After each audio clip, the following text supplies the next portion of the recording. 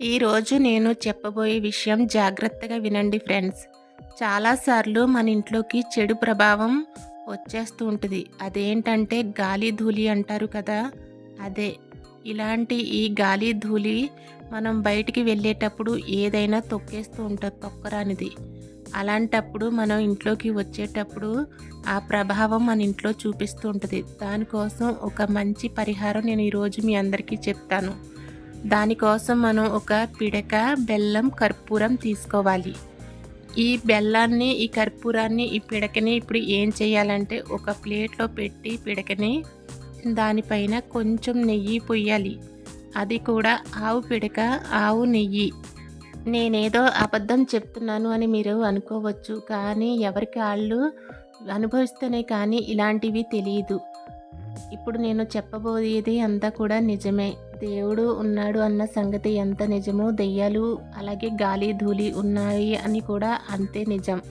తర్వాత ఈ పిడక పైన కొంచెం నెయ్యి వేసిన తర్వాత ఒక బెల్లం ముక్క పెట్టి, ఆ బెల్లం ముక్క మీద ఒక కర్పూరం పెట్టి ఆ కర్పూరాన్ని వెలిగించాలి. ఇలాగా ఈ కర్పూరాన్ని వెలిగించిన తర్వాత మనం అన్ని గదుల్లోకి తీసుకువెళ్ళి అన్ని మూలలా చూపించాలి. ఇలాగా అన్ని మూలలా చూపిస్తే ఎక్కడైనా చెడు దృష్టి అలాగే ఏదైనా గాలి కానీ మన ఇంట్లో ఉంటే ఈ కర్పూరానికి, ఈ పిడకకి అది బయటికి వెళ్ళిపోతుంది. ఈ విధంగా మీరు ఏదైనా మీకు అనుమానంగా ఉన్నప్పుడు ఒకసారి సాయంత్రం టైంలో ఏ రోజైనా సరే పర్వాలేదు, ఒక్కసారి చేసి చూడండి, మీకే తెలిసిపోతుంది. ఎందుకంటే మనం నైట్ టైంలో బయటికి వెళ్ళి వస్తూ ఉంటాము. అలాంటప్పుడు కాళ్ళు చేతులు కడుక్కోకుండా ఇంట్లోకి వచ్చేస్తూ ఉంటాము. చాలామంది ఇలానే చేస్తూ ఉంటారు.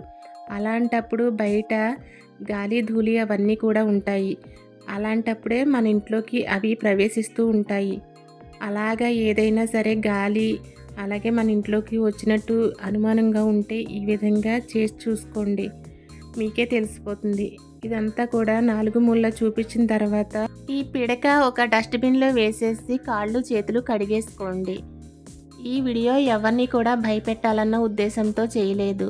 దేవుడు ఉన్నాడన్న సంగతి ఎంత నిజమో అలాగే దెయ్యం కూడా ఉన్నదన్న సంగతి అది నిజము. అది నమ్మడం నమ్మకపోవడం వాళ్ళ ఇష్టం. అలాగే పెరట్లో ఒక తులసి చెట్టును పెంచి డైలీ దీపం పెట్టండి, ఎటువంటి భయం ఉండదు.